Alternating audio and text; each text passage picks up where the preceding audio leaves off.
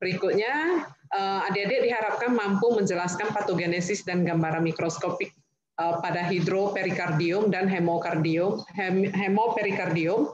Kemudian yang terakhir, adik-adik diharapkan bisa menjelaskan patogenesis dan gambaran mikroskopik perikarditis dan tuberkulosis perikarditis serta bakterial perikarditis. Saya nggak tahu dari pagi kalian ada stop di isoma nggak? Ada, Dok. Ada. Tadi saya lihat kalau jadwal kuliah kalian dimulai dari jam 1. Iya, Hasian? Dari jam 7, Dok. Dari jam 7, kemudian isomanya berhenti hanya jam 12 sampai jam 1 gitu ya? Ada, iya, Dok. Sama tadi ada setengah jam sebelum tutorial, Dok. Setengah jamnya. Oh, sebelumnya udah ada berhenti setengah jam? Iya, jam. Saya nggak tahu, kalau tahu kan duluan kita masuk, jadi adik-adik bisa istirahat lebih awal. Karena ini jamnya jam ngantuk. Udah makan siang kan semuanya? Sudah, Dok. Oke, saya lanjutkan. Ayo kita belajar memanaskan otak dulu. Nah, kita mulai dari jenis-jenis penyakit pada jantung. Adik-adik mungkin tidak ini ya udah familiar lah, karena nampak udah masuk minggu kedua ya, yaitu dengan penyakit ischemic heart disease atau IHD, kemudian hipertensi heart disease, baik itu sistemik maupun pulmonary, kemudian penyakit-penyakit jantung katup, kemudian berikutnya non ischemic atau primary myocardial disease, dan kelainan kongenital. Ini tidak saya ceritakan pada kelainan kongenital. Nah, untuk penyakit pada jantung sendiri yang paling banyak itu sampai saat ini 80% adalah IHD atau ischemic heart disease. Mungkin di film-film juga banyak ya kalau adik-adik nonton sinetron dan sebagainya. Sering salah satu penyakit ini pasti diutarakan dengan rasa sakit pada dada sebelah kiri yang menjalar sampai ke kelingking tangan sebelah kiri juga ya. Kemudian diikuti dengan hipertensi heart disease yaitu 9%, di mana penyakit jantung yang disebabkan karena ada riwayat dari hipertensi pasien sebelumnya. Nah, berikutnya lagi tidak kalah banyak juga yaitu pada penyakit rematik yang bisa kata orang ya, ada pepatah mengatakan menjilat di sendi, menggigit di jantung. Ya, sampai saat ini walaupun sedikit, tapi mungkin adik-adik bakalan akan menjumpai pasien-pasien dengan rheumatic heart disease nantinya pada saat di klinis nanti. Kemudian kelainan kongenital juga masih bisa dijumpai ya, walaupun persentasenya rendah. Nah, di samping itu ada yang namanya endokarditis, sifilis, dan CPD. Kita mulai dari coronary heart disease. Adik-adik tahu kalau kita belajar tentang coronary heart disease, maka kita akan cerita tentang arteriosclerotic heart disease, kemudian angina pectoris, kemudian MCI.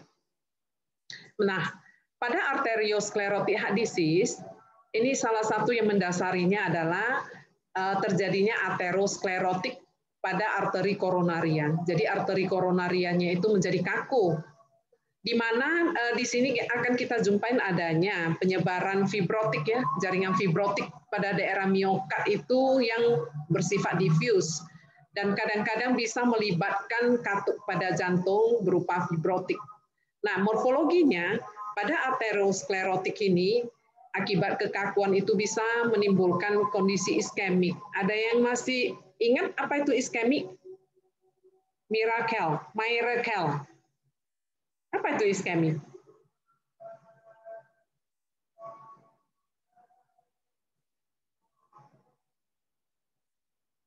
Di-unmute-kan dulu. Kekurangan suplai darah ke jaringan gitu ya, Dok? Kekurangan? Suplai darah ke jaringan tubuh. Kenapa kalau suplai darah itu harus sampai ke jaringan? Iya, untuk yang seharusnya begitu ya, Dok? Gimana? Energi itu berupa apa? Oksigen itu ya, Dok? Iya. Yang terkandung dalam darah. Oksigenisasi ke jaringan perfusinya itu menurun, berkurang, iskemik ya. Jadi bisa menimbulkan kondisi kematian dari jaringan akibat tidak mendapat suplai makanan. Dan kita ketahui di dalam tubuh itu ada berapa jenis otot ya? Hasian sendiri coba saya mau tanya untuk merecall memorimu. Saya, Dok. Ada berapa jenis otot di dalam tubuh kita? Ada 3, Dok. Apa-apa saja itu? Otot polos, otot jantung, otot lurik, Dok. Ya, udah mengerti ya perbedaannya. Saya tidak akan merecall lagi untuk itu karena pada saat kuliah histologi mungkin di semester sebelumnya adik-adik sudah banyak belajar tentang itu. Nah, untuk kemampuan dari proliferasi atau pembelahan sel di dalam tubuh itu kita bagi atas 3 bagian besar. Ada yang masih ingat? Agustina? Ya, dokter.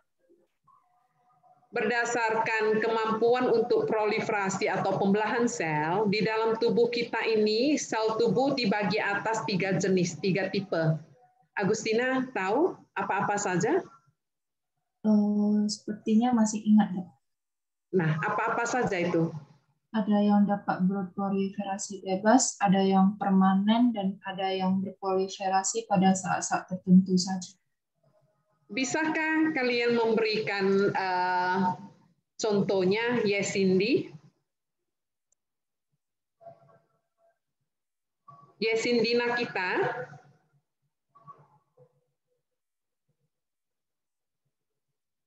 Wah, belum aktif dia. Yesindi, mana videomu?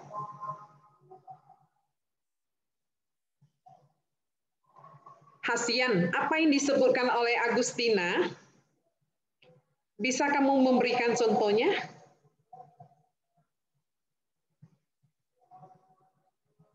Atau bisa kamu ulangi apa yang disebutkan oleh Agustina tadi?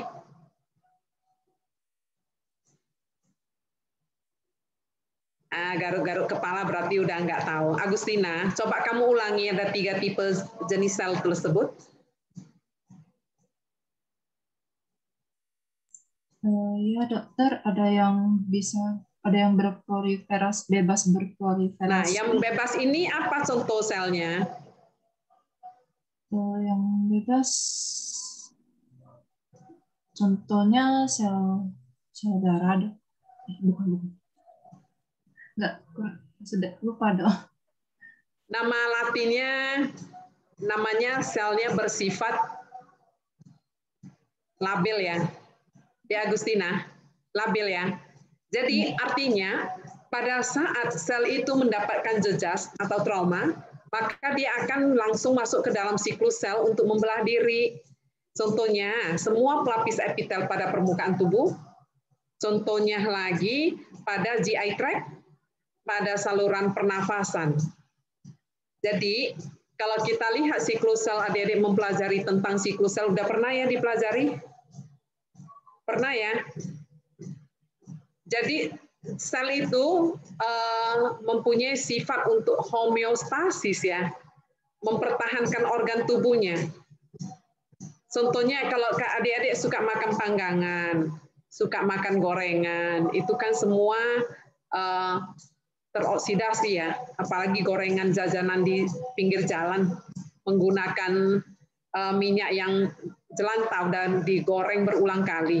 Itu merupakan jejas pada sel epitel pada saluran cerna kita.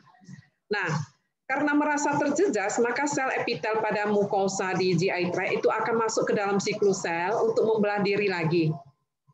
Ini sangat berbahaya kalau misalnya adik-adik suka makan panggangan dan sebagainya, ya, karena seratnya rendah, kontak makanan yang merupakan benda asing itu ada yang bersifat karsinogenik, dia akan menjejas ke sel tubuh bergesekan dengan permukaan dari mukosa, maka sel epitel itu akan masuk ke dalam siklus sel. Dengan kecepatan masuk ke dalam sel itu, kalau bolak-balik masuk ke dalam siklus sel, maka kemampuan dari gen tubuh kita untuk mempertahankan, dia kan ada kayak satpam ya. Setiap siklus sel itu dari G0 masuk ke G1, G1 masuk ke S, S masuk ke G2, kemudian mitosis. Nah, setiap siklus sel itu dia harus ada gen pengatur. Gen ini akan fatigue. Suatu saat karena fatigue dia malas untuk mengurusnya lagi, biarlah susunan gennya itu jelek, ya loloskan aja. Lama-lama itu akan menimbulkan penimbunan kelainan susunan gen yang akan menimbulkan mutasi gen. Itu nanti adik-adik kalau belajar tentang genetika, belajar tentang biologi molekuler, coba dipelajari. Saya akan kembali ke sini. Kenapa saya singgung? Karena tadi si Agustina mengatakan bahwa sifat sel itu ada yang bersifat labil, kemudian stabil, ya, kemudian permanen, ya Agustina. Nah, otot jantung ini termasuk yang mana?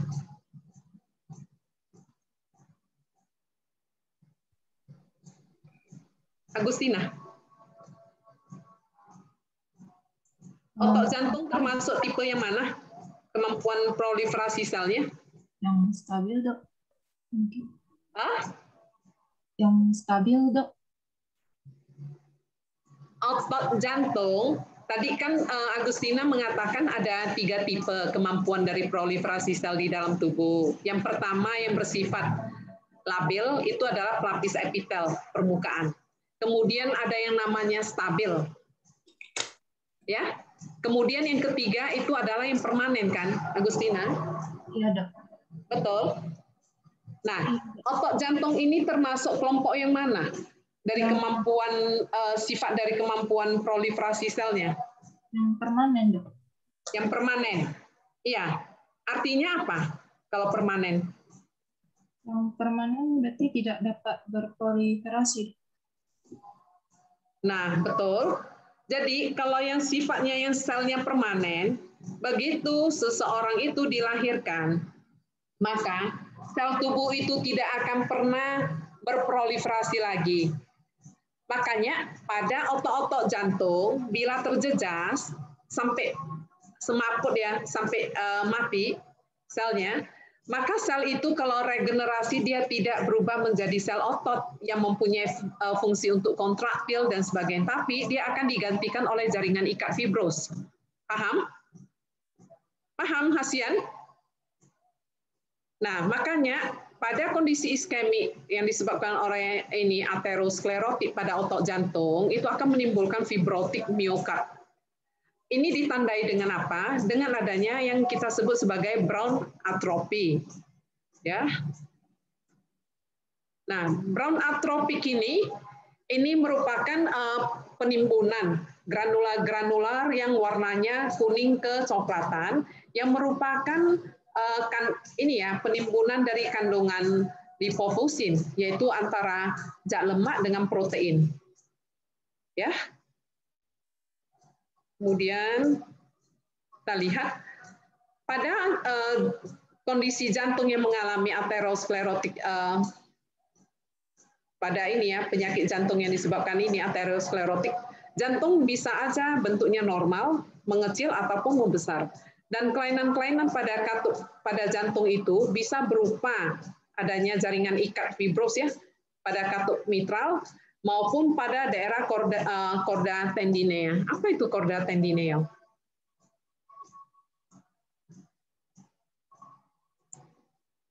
Otot yang di mana ini? Femi Aginsti Putri. Femi.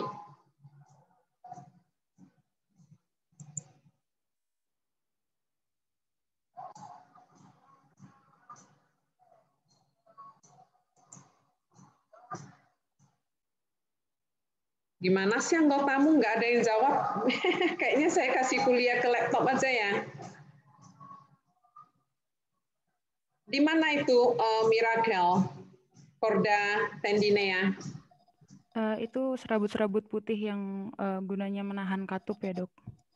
Ya, dia yang akan mengikat katup itu biar tidak keliwer-keliwer ya. Jadi pada saat kontraksi di otot-otot jantung dia akan terbuka dan tertutup. Ya. Saya akan lanjutkan lagi. Nah, ini gambaran fibrotik pada katup. Ini katup jantung. Ya. Nah, kita masuk ke angina pectoris. Angina pectoris itu merupakan rasa sakit yang bersifat intermittent, yang bersifat serangannya sementara, Dan iskemik yang terjadi pada miokard itu juga bersifat reversible, masih bisa kembali ya. Nah, angina pectoris ini terbagi atas 3 bagian besar, yaitu yang stabil, kemudian astabil, dan yang anginasinya sendiri atau prismetal varian. Ini adalah ciri-ciri gambar orang yang kena angina pectoris ya, serangan jantung, di mana si pasien mungkin akan memegang dada sebelah kiri yang terasa nggak nyaman ya, yang sakit, yang katanya rasa sakit itu ibarat luka yang disiram dengan cuka. Bayangin begitu nyerinya, dan itu akan menjalar sampai ke bagian kelingking dan setengah dari jari manis sebelah kiri. Kalau letak dari jantung kita ini tidak anomali, tidak salah tempat. Karena kondisi jantung kita itu kan letaknya lebih ke rongga dada sebelah kiri ya. Nah, kata angina itu artinya apa? Tonsil ya. Jadi sebenarnya rasa penyebaran sakit ini, tidak nyaman ini tidak hanya di daerah sini, tapi bisa sampai ke bawah rahang. Menjalar sampai ke bagian rahang ini.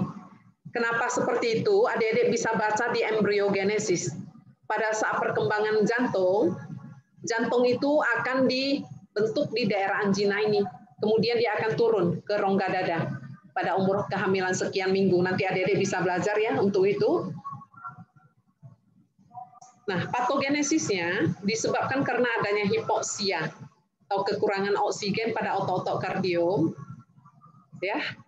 Ini disebabkan karena adanya aterosklerotik pada arteri koronaria, pada penyakit-penyakit jantung yang disebabkan karena sifilis, adanya poliartritis nodosa, adanya insufisiensi dari katup aorta. Apa itu insufisiensi? Asian.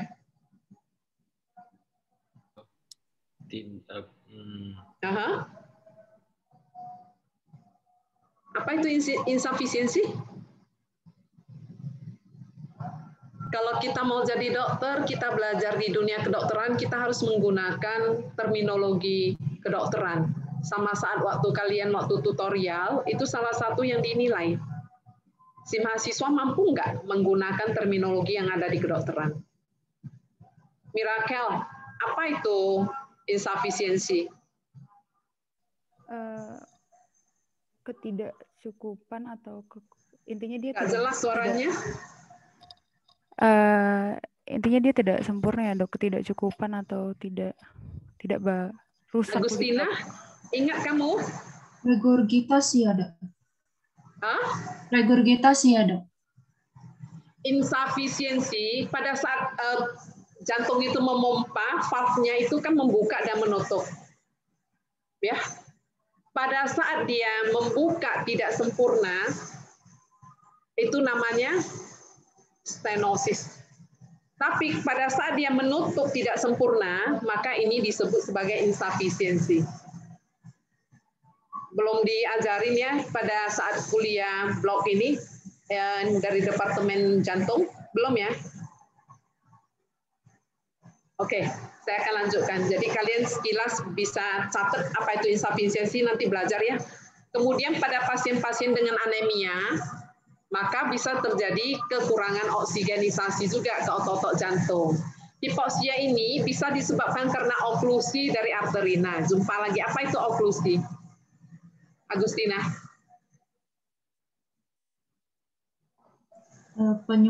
Tidak lancar dok, penyumbatan. Oklusi itu apa? Oklusi penggumpalan.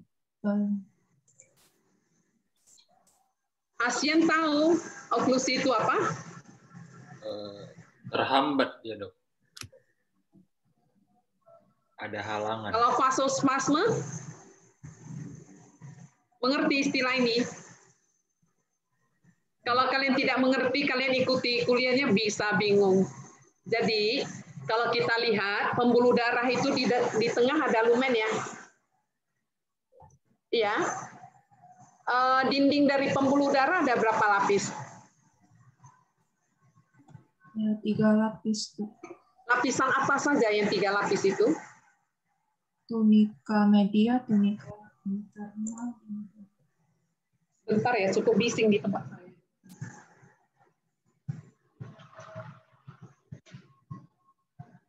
Ada 3 lapisan, betul.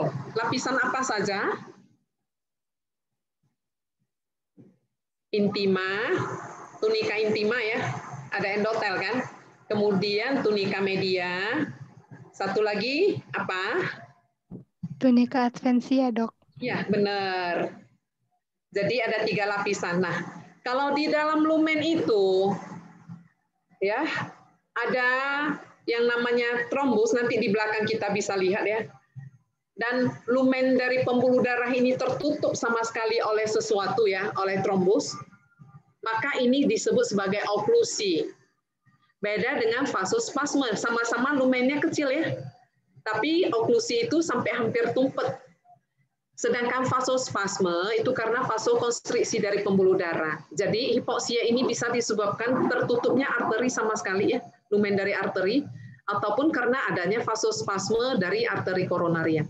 Oh ya, Asian, habis kuliah ini ada masuk kuliah apa lagi ya? Kuliah kardiologi, Dok. Jam 2, jam 3? 3, Dok. Oke, kalau gitu saya tidak mau menghabiskan waktu terlalu banyak ya. Saya takut nanti nggak keburu. Nah, ini bisa menimbulkan paroksismal miokardia hipoksia yang disebabkan juga disertai dengan adanya latihan. Jadi latihan itu dengan adanya exercise ini bisa menimbulkan paroksismal miokardia hipoksia. Kalau si pasien itu sudah ada sesuatu di dalam tubuh di mana pembuluh darahnya entah udah memang oklusi atau adanya vasospasme dari arteri koronaria. Nah, ini tadi Mirakel ya panggilan namamu. Kalau salah tolong diralat. Iya, Dok, Mirahel. Gimana? Iya, Mirahel, Dokter.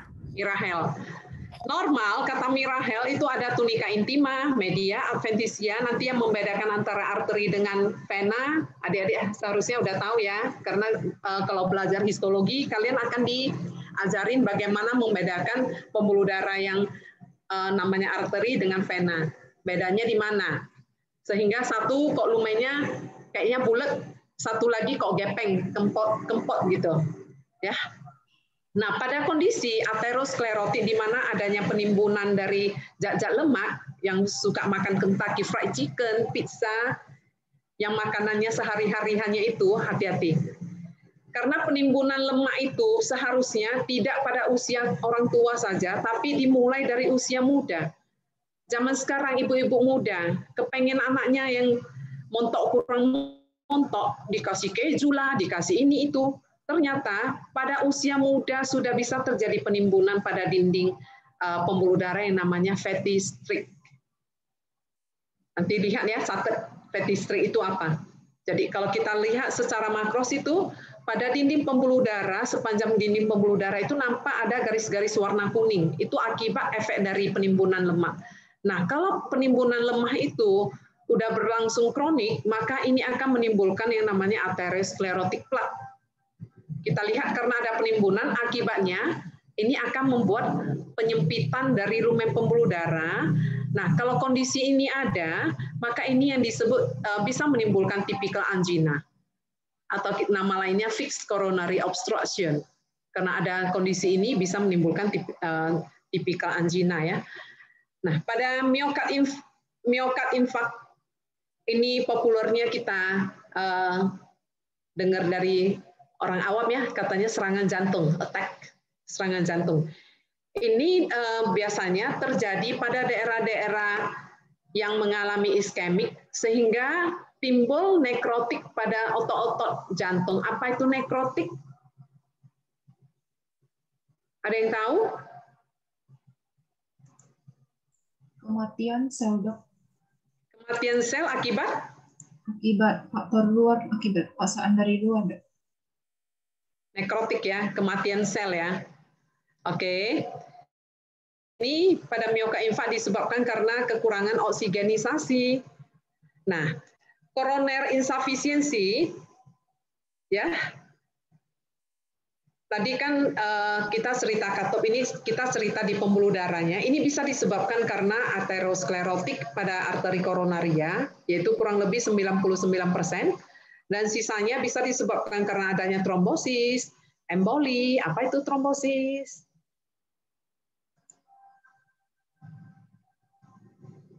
Anastasia Valentin.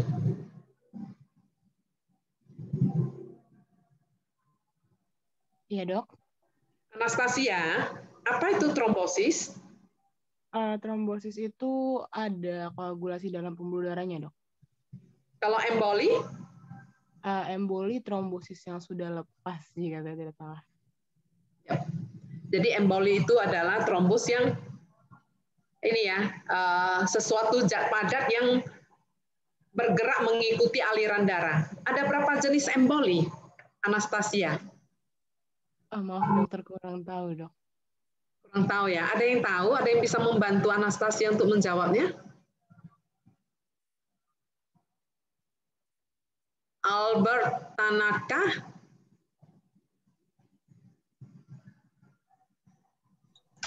Hadir, Dok. Ya. Ada berapa jenis emboli yang kamu ketahui? 2 ya, Dok. Apa-apa saja itu? Tromboembolisme sama DVT mungkin. Emboli itu adalah sesuatu zat ya, bisa berupa zat padat, trombus gitu, atau bisa disebabkan karena gas. Ya, kalau emboli gas ini kira-kira pernah adik-adik baca ya? Udah pernah? Udah pernah dibaca? Albert? Pernah tahu? Sekilas, Dok. Yang sekilas kamu ketahui itu coba kamu ceritakan. Hampir sama sih, Dok, seperti yang tadi Dokter sebutkan, kalau itu sumbatan pada pembuluh darah. Ya, pada kasus apa contohnya? Karena kita sebagai dokter ini kita apalagi nanti udah di klinis ya, kalian harus hati-hati. Kalau emboli itu contohnya di pulmonary embolism, Dok. Gimana?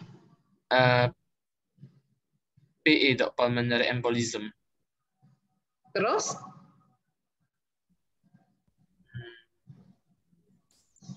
Cuma itu sih, Dok. Emboli ini bisa terbentuk disebabkan karena nakes itu tidak hati-hati. Salah satunya yaitu pada saat adik-adik memasang IVFD, intravenous, ya. Jadi kalau adik-adik memasang infus, pada saat adik-adik mau udah dipasang infus jarumnya, abokatnya, kemudian mau dipasangkan ke selang infus, itu hati-hati. Kalian kalau lihat sebelum sebagai dokter itu kan klinisi, bukan klinisi lah, perawat yang sering pasang ya. Dia sering mengetik-ngetikkan di ini, di selang. Kalian perhatikan nggak? Ya. Apa tujuannya? Hilangin udaranya ya, Dok. Kenapa kalau ada udara?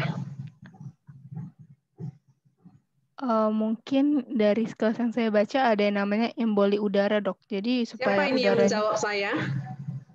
Kalisa, Dok. Kalisa? Ya. Tapi video Kalisa, iya betul. Betul kata Kalisa. Jadi itu termasuk salah satu emboli yang paling ditakutkan. Ya. Sama juga pada penyelam. Orang yang hobinya diving itu juga sangat berbahaya, ya. Juga sering terjadi emboli. Kemudian pada pasien-pasien nanti kalau dokter-dokter, calon dokter ini udah di klinisi, udah kerja di klinis, dapati pasien fraktur di UGD. Fraktur terbuka pada tulang besar, contohnya di paha. Hati-hati emboli gas ya. Emboli udara juga harus kalian perhatikan. Sangat berbahaya. Oke, saya lanjutkan ya. Nah,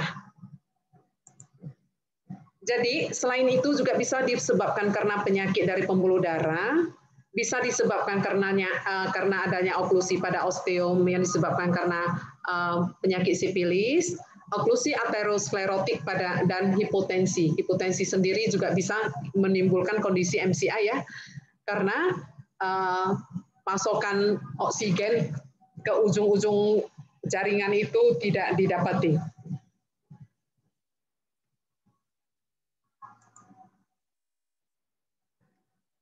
Kalau terjadi miokard infark, itu bisa mengenai keseluruhan dari ketebalan dinding jantung. Sekarang saya mau menanyakan Kalisa kembali. Kalisa, ada berapa lapis dinding jantung kita? Ada 3, Dok. Apa-apa saja? Ada endokardium, miokardium, sama epikardium, Dok. Epikardium ya. Ya. Kemudian di luar itu ada apa? Di jantung? Ada perikardium, Dok. Perikardium. Antara perikat dengan jantung itu melekat nggak? Apa fungsinya? Kalau perikardium itu fungsinya untuk melindungi organ jantung supaya pas jantungnya kontraksi itu nggak terlalu berlebihan gitu ya, Dok? Di samping itu, tadi pertanyaan saya ada nggak perlekatan antara perikat ini dengan otot jantung? Tidak ada, Dok, kalau langsung ke otot jantungnya. Ada, Dok. Ada apa di antara itu, di rongga perikat itu? Ada cairannya sebagai pelumas. Nah, pada saat dia berlebih, nanti di situ kita akan lihat di belakang, ya di akhir-akhir slide itu kalau dijumpain adanya cairan itu sangat berbahaya. Termasuk salah satu pada pasien-pasien dengan kondisi MCI yang transmural. Karena nanti komplikasinya bisa terjadi robekan pada otot-otot dinding jantung. Sehingga kita tahu di jantung sendiri, di rongga jantung kan banyak mengandung berisi darah ya, darah yang di dalam rongga jantung itu di ventricle maupun atrium itu akan merembes masuk ke perikat yang akan timbul tamponade ya. Nah, miokard infark ini tergantung kena ke pembuluh darah mana dan seluas apa. Jadi kalau dia mengenai keseluruhan dari semua keseluruhan ketebalan dari dinding jantung, itu yang kita sebut sebagai transmural. Sedangkan kalau hanya mengenai sepertiga bagian dalam atau sampai ketebalannya setengah dari keseluruhan ketebalan otot jantung, ini yang kita sebut sebagai subendokardial atau non-transmural. Nah, insiden dan faktor risiko bisa mengenai semua umur, karena kalau kita lihat gaya hidup orang timur sekarang udah ikut-ikut gaya orang barat ya, dengan makannya fast food, gerakan badan kurang. Bayangin muda-muda sudah terjadi aterosklerotik. Namun walaupun bisa mengenai semua umur, dengan meningkatnya umur, maka kemungkinan risiko untuk terjadi MCI itu makin meningkat. Nah, berbahagialah menjadi seorang perempuan, karena biasa perempuan itu mempunyai kondisi yang lebih tahan terhadap MCI karena di dalam tubuh ada estrogen. Namun pada saat menopause, maka risiko untuk terjadinya MCI antara laki-laki dengan perempuan itu sama saja. Ini gambar yang paling atas, ini adalah transmural infark ya. Transmural infark ya. Kemudian kita lihat yang ini adalah subakut pada daerah apex. Yang ini adalah bagian posterior. Nah, proses penyembuhan tadi dari awal saya katakan, kemampuan dari otot jantung itu setelah dilahirkan, maka tidak mempunyai kemampuan untuk regenerasi kembali.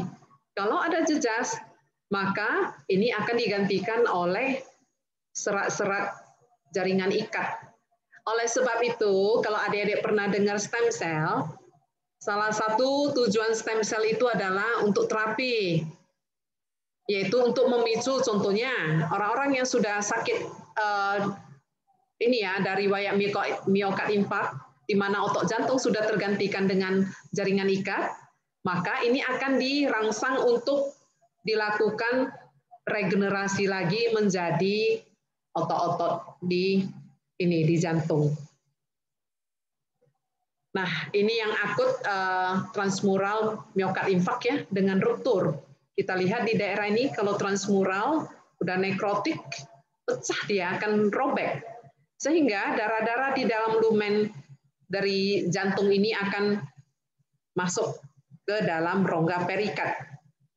Pada saat ada cairan, maka jantung kita itu tidak akan leluasa untuk berkontraksi dan dilatasi lagi karena ada cairan di luar yang menekan dari segala arah. Ini sangat berbahaya. Biasanya fatal ya. Jadi patogenesis terjadinya MCI ini ya didasari dengan adanya oklusi dari arteri koronaria. Jadi adik-adik nggak usah heran kalau pada saat ada keluarga yang pernah periksa ini ya jantung, katanya 90% loh pembuluh darah bibi udah tumpet katanya, atau om udah tumpet. Disebabkan karena adanya ini ya plak-plak itu. Kemudian adanya aterosklerotik pada arteri koronaria yang berat. Kemudian adanya ruptur dari plak aterosklerotik. Kemudian disertai dengan aktivasi dari platelet dan adanya trombosis dan vasospasme. Akibatnya apa? Maka otot-otot jantung itu akan kehilangan aerobik glikolisis dan ini akan diubah menjadi anaerob glikolisis sehingga kreatin fosfat dan ATP yang dibutuhkan itu akan tidak bisa bekerja dengan normal lagi ya, tidak ada lagi dan akan terjadi penumpukan dari asam laktat. Nah, ini secara skematis dari pembuluh darah yang normal, bila terjadi aterosklerotik, maka ini akan kita lihat penimbunan pada dinding pembuluh darah sehingga akan terbentuk yang kita sebut sebagai plak aterosklerotik. Nah, nasibnya ini bisa bisa terjadi kerusakan dari plak dan ini akan menimbulkan kondisi trombus sehingga kita akan lihat trombus ini kalau seandainya dengan disertai dengan pembuluh darah, dengan tekanan darah yang meningkat, ini akan terlepas, akan membentuk emboli. Sangat berbahaya.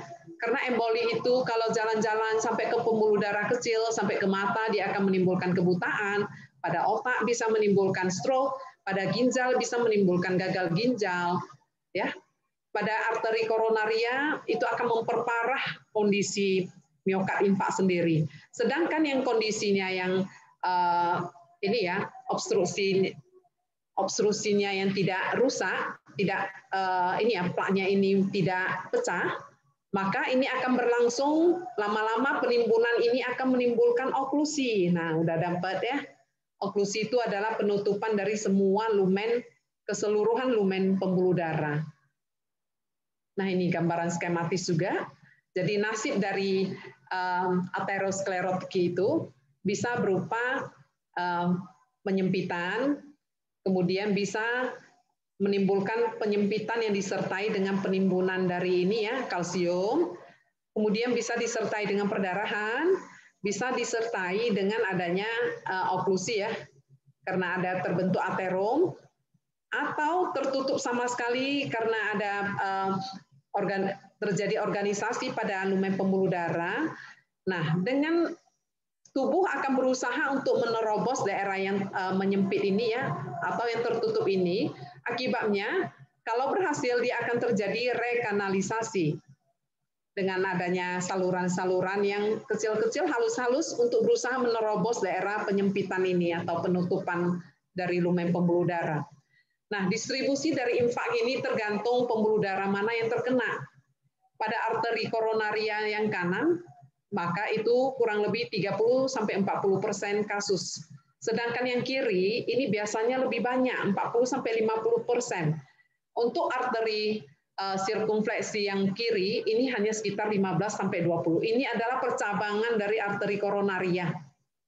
Jadi arteri koronaria itu akan bercabang menjadi cabang kanan, cabang kiri, kemudian cabang kiri yang akan melingkar ke bagian belakang dari jantung kita. Itu yang namanya sirkumfleksi arteri sirkumfleksi kiri. Nah, ini tergantung ya. Kalau ini yang anterior descendens ya. Yang ini adalah left circumflex. Kalian lihat ini keluar dari perjabangan yang sebelah kiri, kemudian dia akan melingkar ke belakang. Kalau dia kena yang daerah depan ini, maka ini akan terjadi zona perfusi yang daerah yang disuplainya ini yang akan mengalami kerusakan. Bila terjadi ini ya infak ya, ini tergantung hari per hari. Mungkin pada hari 0, hari H itu masih belum nampak ada kematian dari sel ya. Tapi setelah 2 hari ini akan timbul daerah nekrotik karena sudah kekurangan makanan ya, suplai oksigen, dan bila sudah kurang lebih 3 minggu, maka nekrotiknya ini akan bertambah luas. Aterosklerotik ini bisa terjadi di berbagai organ tubuh. Bila terkena di daerah kepala ya, daerah otak, maka ini akan terjadi gangguan mental, bisa sinkop. Kalau terkena pada daerah ginjal, ini akan menimbulkan hipertensi. Sedangkan kalau kita lihat hipertensi itu bisa menimbulkan ini ya, hipertensi dan uremia. Jadi ada penumpukan asam urat di dalam tubuh. Nah, pada organ-organ perifer, contohnya pembuluh darah. Pembuluh darah itu akan mengalami stenosis. Kemudian bisa terjadi aneurisma. Aneurisma itu adalah pembesaran dari lumen. Lumen pembuluh darah disebabkan karena pelebaran lumen itu disebabkan karena kelemahan dari dinding otot-otot dinding pembuluh darah. Nah, ini sangat berbahaya. Paling sering adalah pada pembuluh darah besar, contohnya di arteri aorta atau arteri abdominalis. Ini beberapa tahun yang lalu pernah ada rekan sejawat kita, spesialis ginjal ya, yang meninggal karena adanya aneurisma pada daerah otak. Kemudian pernah juga ada yang mengalami aneurisma, ruptur aneurisma pada arteri abdominal. Ini sangat fatal, pasiennya meninggal. Ya. Bila terjadi pada organ yang perifer, contohnya pada kaki ya, ini akan menimbulkan gangren karena di ujung-ujung jari ekstremitas atas maupun bawah itu tidak ada kolateral. Jadi hanya satu saluran aja pembuluh darah itu sampai ke ujung. Kemudian dia akan balik. Jadi nggak ada arteri kolateralnya. Pada jantung ini akan menimbulkan MCI, ya. Nah, komplikasinya bila terkena pada otot-otot papileri, maka ini akan ruptur sehingga katup itu tidak akan bisa main lagi, dia akan jatuh dan itu akan menimbulkan kondisi gagal jantung ya. Kemudian kalau seandainya dia terjadi ruptur, maka bisa terjadi kardiak tamponade, ruptur pada dinding jantung. Atau ruptur pada intraventricular septum. Nanti akan kita lihat ada gambar di belakang lagi ya. Ataupun bisa terjadi trombus pada daerah pada rongga jantung yang kita sebut sebagai mural trombi. Kemudian kita lihat yang terakhir itu bisa menimbulkan fibrotik pada daerah ventrikular dan aneurisma. Kita masuk ke topik berikutnya yaitu hipertensi yang penyakit jantung yang disebabkan karena adanya hipertensi. Ada riwayat hipertensi ya. Biasanya didasari dengan adanya hipertrofi dari ventrikel kiri. Jadi EKG sangat perlu, ekokardiogram juga sangat penting untuk menentukan seseorang yang menderita hipertensi, apalagi yang tak terkontrol, ini bisa menimbulkan LVH, left ventricular hypertrophy. Bila sudah terjadi kondisi seperti ini, maka diagnosanya itu adalah hipertensi heart disease. Ini hanya bisa kita tahu dengan berbasis pemeriksaan radiologi ya, mau USG, mau echo.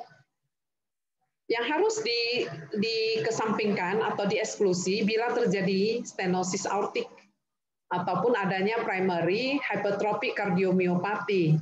Ini tidak dikelompokkan pada hipertensi heart disease atau HHD. Nah, morfologi yang akan kita jumpai pada daerah jantung, jantung itu akan mengalami hipertropik yang sifatnya simetrik. Bisa lebih dari 450 gram beratnya. Ukurannya pada stadium awal mungkin normal, hanya berdilatasi. Dan gambaran mikroskopiknya itu kita akan jumpain jumlah dari sel-sel miosit itu akan bertambah banyak. Intinya itu akan membesar, hiperkromatik, dan bentuknya seperti box skull. Kalau jumlah miosit ini meningkat, apa istilah di kedokteran?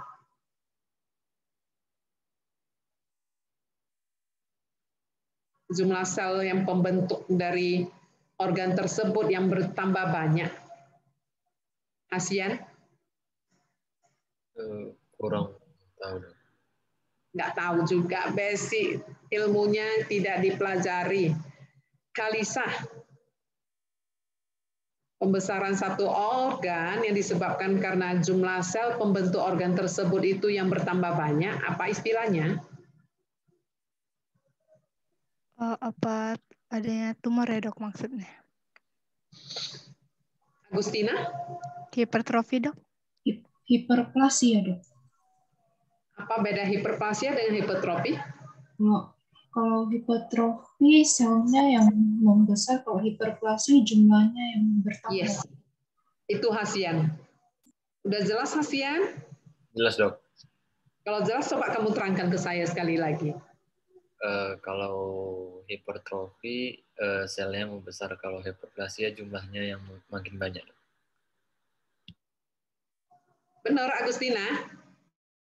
Iya dok. Oke, lanjut. Biar nggak ngantuk kalian ya. Nah, ini yang trombus. Ya. Kemudian kita lihat ini yang apa namanya? Kalisa tadi. Apa ini? Korda tendinea, dok. Atau Agustina bisa terangkan ke saya, apa ini yang putih-putih ini? Korda tendinea dok. Iya. Ini katup kita ya, katup jantung. Ini otot-otot, ligamen-ligamen yang melekatkan katup ini ke organ jantung. Jadi katup ini mampu tutup dan terbuka pada saat kontraksi dan dilatasi dari otot-otot jantung. Ya. Kita masuk ke katup jantung. Oh, 10 menit lagi. Ini yang paling sering kita jumpain yaitu rheumatic heart disease, merupakan suatu penyakit imunologi ya. Disebabkan karena ada riwayat faringitis. Itis-itis itu ada peradangan, ada infeksi pada daerah farinks yang disebabkan karena kuman Streptococcus grup A. Harus ingat ini. Nah, pada fase akut bisa ada fase akut dan fase kronik. Pada saat yang akut mungkin belum nampak apa-apa ya, hanya demam dan sebagainya. Tapi pada fase kronik, dia bisa menimbulkan kerusakan-kerusakan pada katup. Dan katanya hanya 3% yang faringitis streptococcal grup A ini menimbulkan rheumatoid fever. Pada awalnya ini akan meningkatkan reaktivasi dari yang diawali dengan reaktivasi dari ini ya, infeksi pada daerah farinks, di mana terjadi reaksi antara antigen antibodi terhadap protein M yang dihasilkan oleh si kuman, maka terjadi cross reaction dengan glikoprotein yang ada pada otot di jantung maupun di persendian. Jadi ada istilah menjilat di sendi, menggigit di jantung. Nah, onsetnya biasanya 2-3 minggu setelah infeksi. Namun pada daerah lesi, contohnya pada rheumatoid fever yang mengenai ke persendian, di daerah situ tidak akan kita jumpain adanya kumannya lagi. Karena yang bereaksi yang menimbulkan kondisi ini adalah reaksi dari efek dari infeksi sehingga menimbulkan reaksi imunologi di dalam tubuh. Ini di daerah farinks itu ada infeksi, kemudian efek lanjutnya ke daerah sendi, ini akan menimbulkan peradangan pada persendian.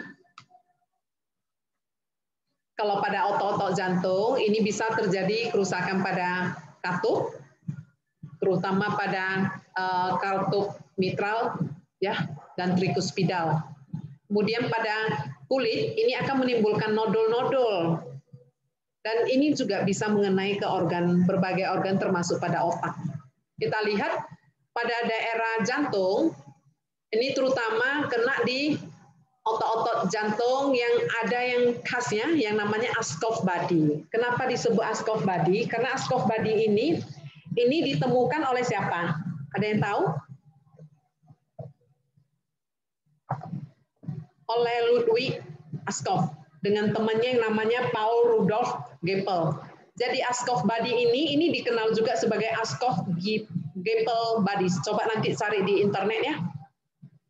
Nah, Ascough body ini ditandai dengan adanya massa nekrotik yang dikelilingi oleh sel bukan sel radang, limfosit, makrofag, kadang-kadang ada multinukleat giant cell.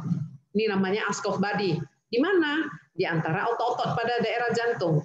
Sedangkan pada katup juga bisa terjadi struktur, bisa terjadi kerusakan, sehingga terjadi perlekatan antara daun katup yang satu ke daun katup yang lain.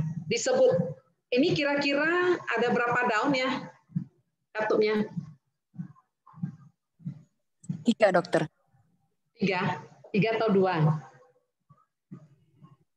Namanya 3, bikus. Bikus itu 2. Kalau trikus itu 3. Jadi bisa terjadi perlekatan. Nah, pada daerah perikat sendiri, ini bisa menimbulkan kondisi adesif. Perlekatan, ya, ada kalsifikasi, penimbunan dari ini kalsifikasi. Nah, trombus juga bisa terjadi pada pasien-pasien rheumatoid heart disease. Nah, lihat seperti ini. Kita lihat morfologi pada akut rheumatic fever, kita akan jumpain sebukan sel-sel radang pada daerah synovium. Apa itu synovium? Miracle.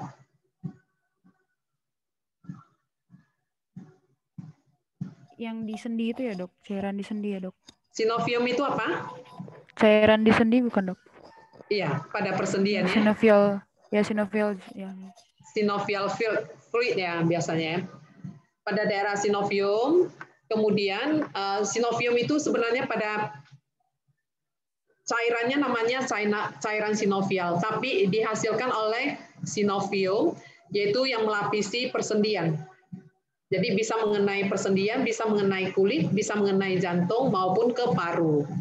Dan reaksi jaringan yang awal itu biasanya dijumpain adanya nekrotik yang sifatnya fibrinoid, ya, dan itu masih bersifat vokal. Jadi adanya infeksi pada daerah kerongkongan, tonsil dan sebagainya, ini akan menimbulkan reaksi antigen antibody, sehingga ini akan masuk ke dalam tubuh, ya, melalui sirkulasi darah sampai ke otot-otot pada daerah katup, pada daerah otot-otot jantung yang kita kenal sebagai Ascough body, kemudian pada daerah perikat, ya, kantong perikat itu akan menimbulkan fibrinous perikarditis. Pada akut rheumatoid karditis, ini ditandai dengan peradangan pada ketiga lapisan dari otot jantung, atau disebut sebagai pankarditis. Ya. Hallmark untuk ARC ini yaitu Ascough body. Apa itu Ascough body? Yaitu adanya fokus-fokus multiple yang berupa peradangan pada jaringan otot di jantung. Dengan bagian tengah kita jumpai adanya nekrosis fibrinoid yang dikelilingi oleh sel-sel mononukleus, contohnya limfosit, ya. Kemudian ada yang namanya Aniscough cell, di mana sel-sel Aniscough ini adalah sel histiosit yang mempunyai inti yang vesikuler dengan sitoplasmanya yang banyak dan warnanya basofilik. Ini perikarditis yang akan kita jumpai, ya. Jadi perikarditis fibrinoid ini adalah Ascough body di antara otot-otot pada jantung, ya. Di bagian tengahnya ini bisa kita jumpai adanya massa nekrotik. Oh ya, cairan yang akan kita jumpai pada daerah perikardium ini adalah yang seros atau serosanguineus. Jadi kuning, kecoklat-coklatan ya. Di endokardiumnya sendiri akan terjadi peradangan pada katup yang cenderung mengenai katup mitral maupun aortik. Dan katanya predisposisi untuk katupnya sendiri bisa dijumpai adanya small vegetation atau valve yang tertutup itu ya, berupa verrucous endokarditis. Jadi khasnya verrucous endokarditis ini harus kita bedain dengan tipe-tipe lainnya. Tipe LSE, non-bakterial endokarditis, atau infection endokarditis. Pada daerah persendian, biasanya bisa sembuh sendiri ya, atau bisa menimbulkan deformitas atau kerusakan yang bersifat kronik. Kemudian pada daerah paru, ini akan dijumpai adanya peradangan kronik serta peradangan fibrinos pada permukaan dari pleura. Jadi bisa menimbulkan pleura effusion juga ya. Pada kulit bisa dijumpai adanya nodul-nodul pada subkutaneus yang berupa erythema marginatum. Jadi warnanya merah-merah ya. Contohnya ini.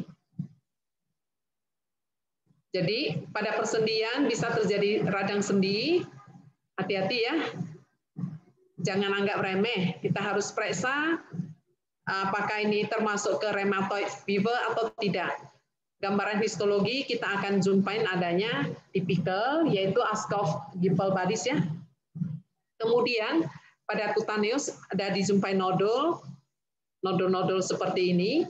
Nah, kalau dia mengenai ke otak, dia akan mempengaruhi saraf yang kita sebut suatu sindroma Syndems chorea, di mana gangguan pada kecepatan gerakan dari tangan ataupun kaki maupun wajah. Kita masuk yang berikutnya, kelainan pada katup ini ya, infeksi endokarditis. Infeksi ini bisa mengenai katup pada jantung. Dan biasanya dijumpai adanya term vegetation. Ini bisa disebabkan karena bakteri yang bersifat akut maupun subakut. Pada yang akut tentunya pada Staphylococcus aureus yang mempunyai virulensi yang tinggi, sedangkan yang subakut ini biasanya disebabkan oleh alpha hematolitik Streptococcus. Jadi virulensinya lebih rendah ya. Kalau yang Staphylococcus aureus ini yang high virulence. Etiologinya bisa disebabkan karena bakteri, karena pemberian penggunaan obat-obat intravenous ya pada narkotik ya, pasien-pasien narkoba. Kemudian pada bedah-bedah daerah rongga mulut, ini juga hati-hati, pemasangan kateter, kemudian sikat gigi. Makanya sikat gigi itu tidak boleh kongsi. Kita harus masing-masing punya satu. Kemudian risikonya biasanya disebabkan bisa menimbulkan kelainan pada jantung. Jadi hati-hati, kebersihan rongga mulut ini sangat harus diperhatikan karena bisa menimbulkan efek yang sistemik. Makanya untuk mempelajari satu rongga mulut itu aja harus satu fakultas. Ya kan? Kedokteran gigi kan satu fakultas kan untuk mempelajari satu gigi. Kayak dokter spesialis kan jadinya. Kalau ada spesialis jantung, ada spesialis GI tract, ada penyakit dalam, ada spesialis yang lain-lain. Untuk mulut, spesialis dokter gigi. Iya kan? Satu fakultas yang mempelajari satu rongga mulut. Nah, kemudian kita akan lihat, kita bisa jumpai adanya vegetasi ya pada daerah katup, di mana bisa pada daerah vegetasi itu bisa kita temukan bakteri ataupun organisme lainnya, bisa berupa nodul single maupun multiple, dan bisa mengenai lebih dari satu katup. Paling sering di katup aortik dan mitral, kemudian katup pada daerah katup kanan ya, jantung kanan ini biasanya sering berkaitan dengan penggunaan obat-obatan terlarang. Bisa juga disebabkan karena infeksi jamur. Jam berapa sekarang? Aduh, udah lewat 2 menit, nggak apa-apa, Hasian? Dosen berikutnya masuk, Dok. Sudah masuk? Iya, Dok. Tinggal sedikit ya. Nanti setelah kita lihat yang ini, kita akan ini berbagai gambaran klinis yang adik-adik akan jumpai. Kemudian penyakit perikard ini tidak banyak, perikarditis ya.